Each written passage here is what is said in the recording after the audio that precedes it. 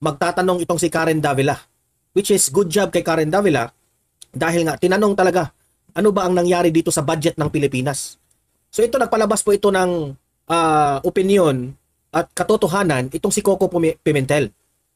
Dati galit tayo kay Coco Pimentel kasi kinalaban niya si former President Duterte, pero ngayon na-appreciate ko naman si Coco Pimentel kasi nagsasabi lang siya ng totoo patungkol ito sa budget ng Pilipinas. Yan ang tanong ko. Totoo ba itong mga kumakalap na impormasyon? What Martin wants, Martin gets. Patay na tayo dyan. Narito ang Balitang Pinoy TV.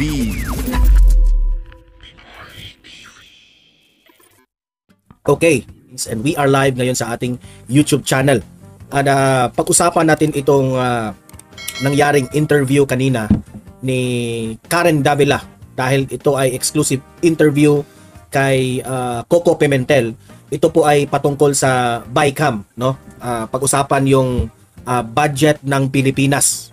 Na medyo itong budget ng Pilipinas nung narinig po ng taong bayan medyo marami pong nalulungkot, especially na itong PhilHealth na zero budget itong PhilHealth, pagkatapos itong edukasyon, no?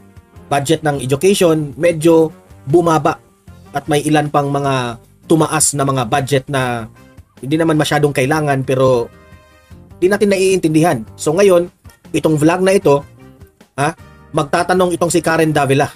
Which is good job kay Karen Davila dahil nga tinanong talaga ano ba ang nangyari dito sa budget ng Pilipinas. Nakukurakot na ba ito ng mga politicians natin? Ito ba ay papunta sa mga ayuda? Kasi po tumaas itong budget ng ayuda tapos yung mga importanteng ahensya ng gobyerno bumababa rin naman yung mga budget na instead sana makakatulong po ito sa mamamayang Pilipino pero mas inuuna pa nila yung pansarili nilang interest. Diba? So nakakagalit, nakakalungkot, pero wala tayong magagawa kasi ito po yung mga taong binoto natin. So ito nagpalabas po ito ng opinion at katotohanan itong si Coco Pimentel.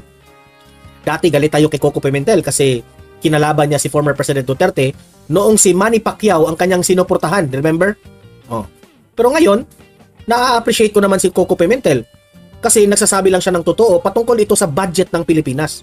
Which is good job rin kay Karen Davila dahil hindi po nagkulang si Karen Davila sa mga tanong niya dito sa isa sa mga senador ng Pilipinas. Okay, so yun po ang pag-uusapan natin. Mahalaga po ito kasi pera ito ng taong bayan. Pera natin to. Okay, pera natin to. So kailangan nating maiintindihan bakit nagkaganito. Saang banda nagkamali itong mga congressman, itong House of Representatives at saka itong Senado. Para naman guys, itong mga ginagawa kong live na ito na analyze the budget, ito sana yung gabay natin. Ito yung ating silbi, yung ating this will our hint for the next election. Para naman alam na natin kung sino yung karapat-dapat nating iboto. Kasi kung paulit-ulit na lang itong mga taong ito na ginagawa, na nabanggit pa nga sa interview ni Karen Davila, paulit-ulit na to eh. Merong isang eksena doon na medyo nakakagalit kasi paulit-ulit na lang every year. Ganun, ina-approve na itong mga budget na ito na wala naman talaga sa hulog. So meaning to say, meron sa mga kongreso at dito sa Senado na hindi po dapat nating pagkakatiwalaan when it comes to kaban ng bayan. Okay? So yun po ang pag-uusapan natin, pero bago ang lahat guys, bago natin ito i-play itong video na ito, na mahalaga ito, no? Help me po na i-like muna ha at i-share itong video na ito para guys kakalat ito sa taong bayan. Okay? Sabay-sabay nating i-like muna at i-share itong video natin, Facebook at YouTube. 1, 2, 3, go! Okay? Like and share para maraming makalam. And also guys, paki-subscribe at paki-follow ito para lagi kayong updated sa mga balita na kagaya nito at ma-notify ang inyong mga cellphones kung meron tayong breaking news. Okay? So, kagaya nito, breaking news ito. So, sabay-sabay natin i-follow, i-subscribe, Facebook at YouTube. Ready? Follow, subscribe. 1, 2, 3, go! Ayan, thank you very much. Napag-decide ko na ito yung pag-usapan natin. Itong interview ni Karen Davila kay Coco Pimentel. Lately ha, ito lang yung napansin ko lately kay Coco Pimentel. Parang nagugustuhan ko si Coco Pimentel. Kasi nung time po na nandun po si former President Duterte, si Tatay Digong natin, yung in-invite siya sa Senado para i-hear ang kanyang side sa nangyaring EJK, di ba? Si Coco Pimentel, siya yung chairman doon. Una, napansin ko kay Coco, he is very fair sa pag-handle ng hearing, di ba? Fair siya kay Hontiveros, fair rin siya kay former President Duterte. At sa mga nagdaang mga buwan, napansin ko dito kay Coco Pimentel, fair rin naman siya sa kung ano yung mga nangyari sa Senado. Hindi ko lang alam sa mga ibang usapin, sa mga ibang issues sa Pilipinas, pero sa lahat ng mga napansin kong issues, especially na pinag-usapan itong BICAM ngayon, na nalulungkot po ang mga mamamayang Pilipino, na especially itong PhilHealth ay na zero budget, hindi po ito nagugustuhan ni Coco Pimentel. Yung edukasyon, na lumiit yung budget ng edukasyon, parang napansin rin ng taong bayan na parang there is really something wrong about the budgeting sa 2025. May mga importanteng bagay na dapat pagtuunan ng pansin na dyan sana ilaan ang budget, ha? Tumutok tayo dyan, pero hindi ginawa. Merong mga sabihin na nating ahensya, lahat naman siguro ng budget na ito, importante ito. Pero ang kulang lang nito is ano yung ipra-prioritize mo. Kasi sa dami ng mga kongreso, marami rin itong mga senador, bakit hindi nyo mapansin kung ano yung uunahin na pinaka-importante? Di ba? Sa pool itong mga tanong ni Karen Davila. At sa pool rin, itong mga sagot ni Coco Pimentel. Na parang I therefore conclude na there is really something wrong about the BICAM, yung budget ng Pilipinas. Shall I say na tama itong si Vice President Inday Sara Duterte na 20 tao sa bansang Pilipinas ang hawak ng budget. Again, ang budget ng Pilipinas, 2 tao lang po ang may hawak. Nabanggit yan ni VP Sara, and that is Martin Romualdez and Zaldico. Nagtatanong lang tayo kung totoo ba yan. Bakit nasabi yun ni VP Sara? May alam ba si VP Sara na hindi natin alam? And isa pa,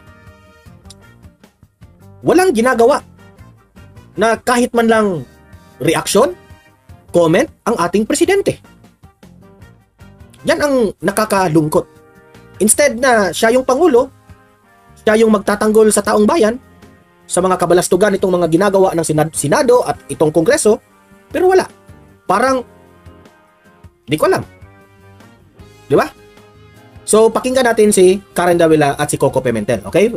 Magre-react tayong lahat dito. Play. Joining us on Hot Copy this morning, we have with us Senate Minority Leader Coco Pimentel. Senator Pimentel, good morning to you. Good morning, Karen, and to all of our viewers. Magandang umaga po sa inyong lahat. All right, let's start with the budget first before we go to the latest in Marikina. Is this budget unconstitutional? The DPWH budget is higher than that of the DepEd. Did this budget violate an article of the Constitution? I will start first with 3 possible constitutional issues. These are different from the policy or wisdom issues which we can raise also. May nagko-comment dito, itong si Idelito Alabat. Pumabor si Grace po kay Martin kasi kailangan niya ang budget para sa kanyang FPJ party list. Kaya pumanig na si Senator Po kay Tambaluslos. Yung sinasabi mo, kung totoo man yan, walang yan talaga, kung totoo yan, wag nyo nang iboto yan si Grace po kung ganyan man, ha? So against the budget. So, constitutional issue number 1, infrastructure getting more budget priority than education. So, unang issue na ine-emphasize dito ni Karen Davila at ni Coco Pimentel, bakit mas malaki pa ang pera na ibinigay doon sa infrastructure compare sa edukasyon. Department of Education and Department of Works and Highways. Mas malaki ang DPWH kaysa dito sa edukasyon. Okay? Alamin natin bakit. Okay? Play. Yeah, kasi under our constitution, there is an entry there that education shall enjoy the highest budgetary priority. So, Sabi niya, ni Coco Pimentel, nakasaad sa batas natin, sa konstitusyon ng bansang Pilipinas, na ang departamento ng education, yun sana ang priority. Meaning to say, pinakamalaki sana ang budget na ipondo dyan sa Department of Education. Pero anong nangyari? diba? If you understand the simple words used in the constitution, lampas na kasi 1 trillion pesos ang budget for infrastructure and around 900 billion pesos is the budget for the education institutions of the country. So number 1 yun. Number 2, the unprogrammed appropriations level in the bicameral conference committee report is now higher than the original unprogrammed appropriations level in the president's budget proposal. It is higher by 373 billion pesos. Remember we are talking here of billions. Hindi po ito million billions. So there are two constitutional provisions affected here. Ang sabi kasi sa constitutional provisions, the principal one is that the appropriations recommended by the president cannot be increased by Congress.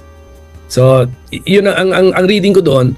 That includes unprogrammed appropriations. The total level of unprogrammed appropriations must not be exceeded by Congress when it makes the budget law. Kasi ang ginamit ng Constitution is the word appropriations. So that means that those are programmed appropriations as well as unprogrammed appropriations.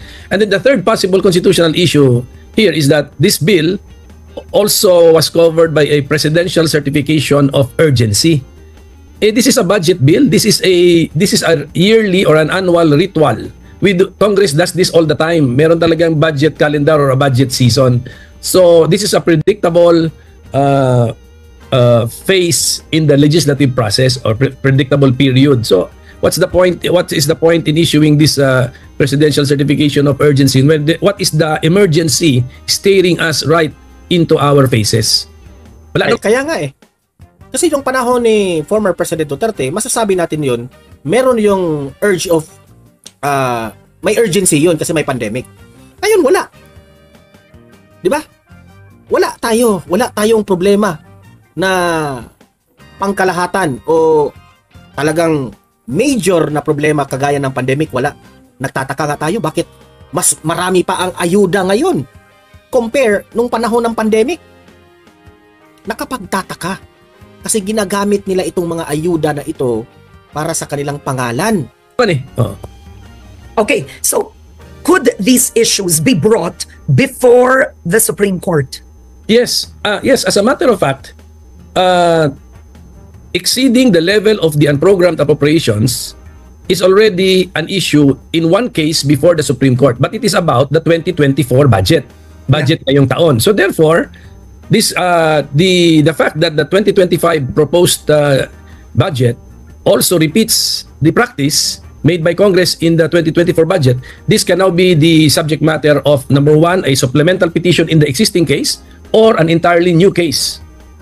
Okay, so there are sectors calling on the president, including former Senator Ping Lacson, asking the president to veto the cut in the education budget, right? Pati nga si Senator Amy Marcos rin, Karen Davila.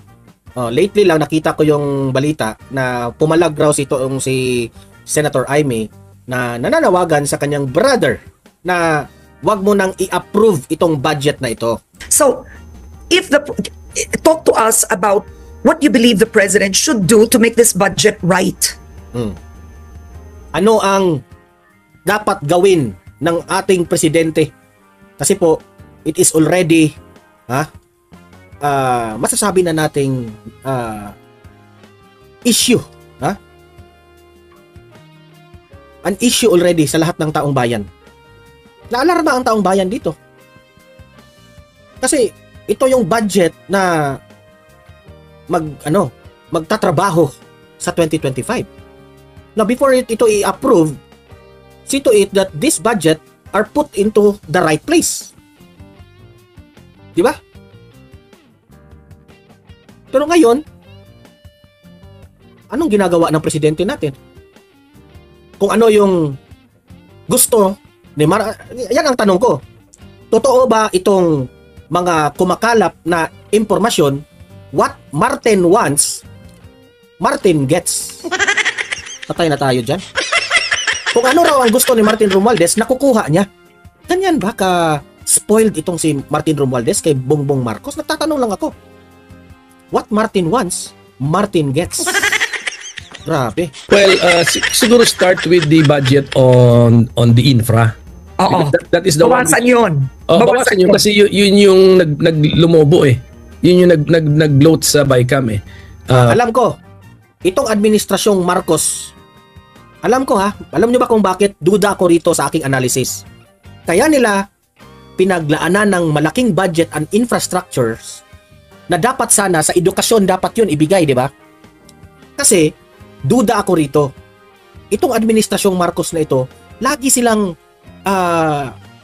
binabanatan ng taong bayan na nakukompare, di ba? Kung matatandaan nyo, nakukompare si administrasyong Marcos at si administrasyong Duterte. Kasi po, sa administrasyong Duterte, hindi na po mabilang kung magkano ilan na ba ang nagawa ng mga buildings, mga bridges. Alam mo, Mr. President, no? Kung isasakripisyo mo ang edukasyon para gusto mong lamangan ang mga infrastructures na nagawa ni Tatay Digong, sorry to tell you, but hindi ka magtatagumpay. Oo, totoo yan. Kasi, magti 3 years na si Bongbong Marcos, walang nakitang infrastructures. Oh, di ba? Ito na nga mga kabalita. Ano na ang masasabi nyo patungkol sa balitang ito? Please comment down below mga kabalita. Pag-usapan natin yan sa comment section. At kung di ka pa nakasubscribe sa ating channel, baka naman